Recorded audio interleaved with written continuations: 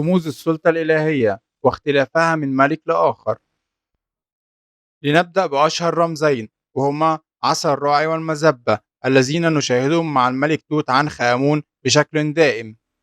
كانت عصا الراعي والمذبة رموزا مستخدمة في المجتمع المصري القديم، وكانت في الأصل سمات الإله أوزوريس التي أصبحت شارة للسلطة المصرية القديمة. كان عصا الراعي رمزا للملكية، والمذبة لخصوبة الأرض. أقدم مثال معروف على عصا الراعي الملكي هو من ثقافة نقادة الثانية، ويأتي من أحد المقابر في أبو ديس في أواخر ما قبل الأسرات. كان عصا الراعي بالفعل رمزا راسخا للحكم. ظلت المذبة منفصلة في البداية، حيث تم تصويرها بمفردها في بعض التمثيليات المبكرة للاحتفال الملكي في زمن الأسرة المصرية الثانية تقريبا. أصبحت عصا الراعي والمذبة مزدوجين بالرغم من اختلافهم، فكان يمكن تصويرهم مقترنين بنوع آخر من الصولجان، ولكن يتم تمثيلهم معا بشكل شائع ممسكين فوق صدر الملوك أو أوزوريس أو الآلهة الأخرى المحددة معهم. لقد كانت شارات ملكية، وبينما يمكن للآلهة الأخرى أن تقدمهم. الأمثلة المصرية القديمة الوحيدة الموجودة لكل من عصا الراعي والمذبة تأتي من قبر توت عنخ آمون، فالعصا الخاصة به مصنوعة من البرونز الثقيل المغطى بخطوط متناوبة من السبج والذهب، بينما حبات الصوار مصنوعة من الخشب المذهب. في الأصل كلتا الشارتين مستمدة من أيقونة أنجيتي الذي كان الإله المحلي لمدينة الدلتا المسمى جيجيدو، ثم تم تمثيله في شكل بشري مع ريشتين على رأسه ممسكا بالعصا والمذبة في يده في وقت مبكر جدا من التاريخ المصري.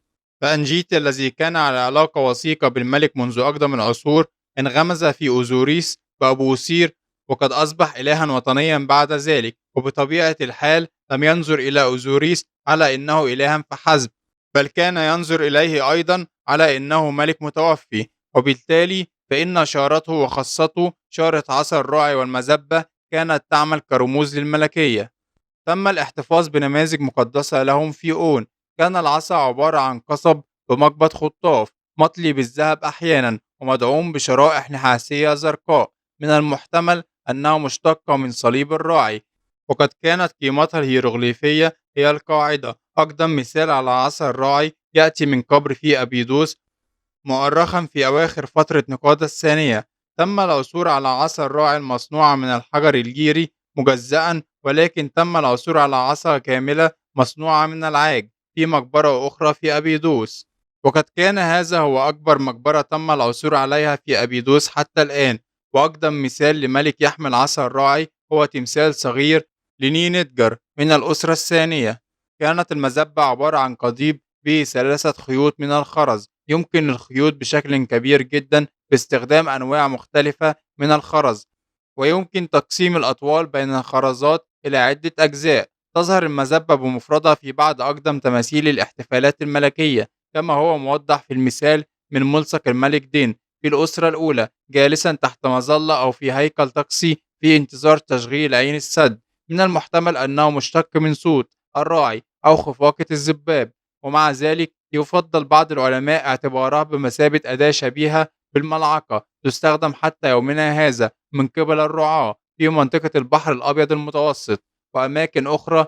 اللادانوم وهو مادة صمغية تفرز من أوراق نبات الكيس وفقا للكتاب الكلاسيكيين، فقد تم استخدامه في تحضير البخور. هذا الاقتراح الذي اقترحه البروفيسور الراحل نيوبري الذي ساعد في تطهير مقبرة توت عنخ آمون هو أمر معقول، ولكن حتى الآن لا يوجد دليل واضح على أنه نبتة كيس قد نمت في مصر خلال العصور المصرية القديمة، ولكن ربما كان من الممكن استخدامها لحصاد اللثة الأخرى. عادة ما يتم عبور الصدر عند الإمساك به، وربما كانوا يمثلون الحاكم على أنه راع يتم تخفيف نفعه بشكل كبير بالقوة. في تفسير توبي ويلكنسون، كانت المذبة التي تستخدم في حث الماشية رمزا لقوة الحاكم القصرية كراع لقطيعه. كان الحاكم يشجع رعاياه ويقيدهم. ولا يزال هناك تفسير آخر بقلم ويلس بودج، هو أن المذبة هي ما تم استخدامه لدرس الحبوب. على الرغم من أن العصا والمذبة تم تصويرهم في أغلب الأحيان كرمز للإله أوزوريس، إلا أنهما حملتهما الملك الحاكم في بعض المناسبات الاحتفالية إلى جانب التتويج. في كثير من الأحيان كان عصا الراعي يحتجز من قبل نواب الملك في النوبة وكذلك الوزراء. وقد كان نائب الملك توت عنخ آمون في النوبة يصور الملك ممسكا بكل من العصا والمزبة في يده اليسرى ومفتاح اليداة في يده اليمنى، بينما يحمل نائب الملك عصا الراعي. نادرا ما يتم عرض المزبة في أيدي الكهنة أو المسؤولين، وتقتصر هذه الحالات على مشاهد احتفالية للملك.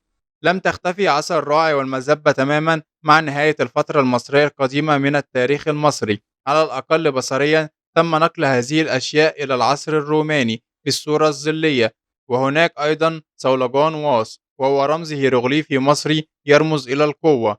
صولجان واس هو صولجان مصري قديم من عهد قدماء المصريين في شكل عصا طويلة، يشكل طرفها العلوي على هيئة رأس حيوان، وطرفها السفلي ذو سنين مثل الشوكة. وقد تكون العصا موجية أو مستقيمة.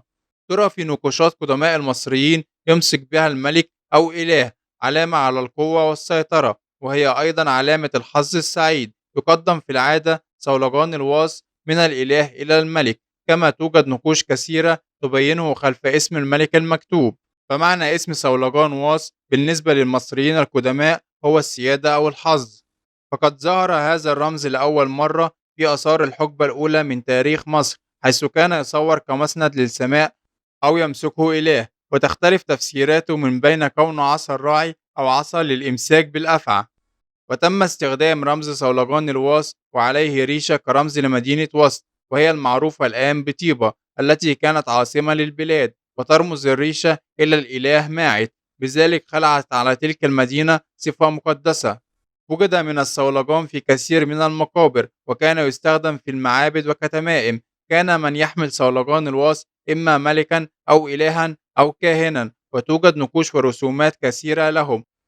وغالبا ما كان يظهر في صحبة رموز أخرى مثل مفتاح عنخ وهو مفتاح الحياة، ورمز عمود جد وهو رمز الدوام. وجد منه ومن بقاياه أجزاء مصنوعة من الفاينس أو من الخشب، حيث يحلى رأسه برأس ست، ويعود أول ظهور له إلى عهد الأسرة الأولى. وهناك عمود جد، وهو رمز هيروغليفي مصري يرمز إلى العمود الفقري لأوزوريس. فعمود جد هو رمز من مصر القديمة في شكل عمود، وتعلوه 4 طبقات من زهرة اللوتس، علامة على الدوام والبقاء. نجده يكتب كثيرا إلى جانب اسم الملك مع عنخ رمز الحياة، وصولجان واص رمز السلطة، بمعنى عسى أن يبقى الملك حاكما حيا على الدوام. يعتقد بعض الباحثين أن عمود جدة الذي يعني الدوام تمثيلا للعمود الفقري لأوزوريس. وقد كان الجزء العلوي من العمود في الغالب أخضر اللون أو أحمر، وأما الجزء القائم فيه فكان أسود أو أبيض أو أصفر، وأحيانا أيضا أخضر. يعرف رمز جد منذ عقود ما قبل التاريخ في مصر قبل عهد الأسرات، وقد تأكدت ذلك من تشكيل له في أحد القبور التي عثر عليه في حلوان، وهو يعد إلى زمن ما قبل الأسرات. فكان محبوبا كتعويذة تحمي من الشر. في عهد الدولة القديمة كان هناك كهنة يسمون جد المحترم، وحتى إله منفي بتاح كان يسمى أيضا جد المحترم. وكان هناك في منف عيد يسمى عيد إقامة عمود جد، كما كان الملك يقوم بنفسه بإقامة عمود جد بواسطة الحبال. وقد كان ذلك تيمنا بأن يطول حكم الملك. ومع بدء الدولة الحديثة فقد ساد ترميز عمود جد بالعمود الفقري لأوزوريس، ولذلك نجد عمود جد مرسوما في قاع التابوت في مستوى العمود الفقري للمتوفي.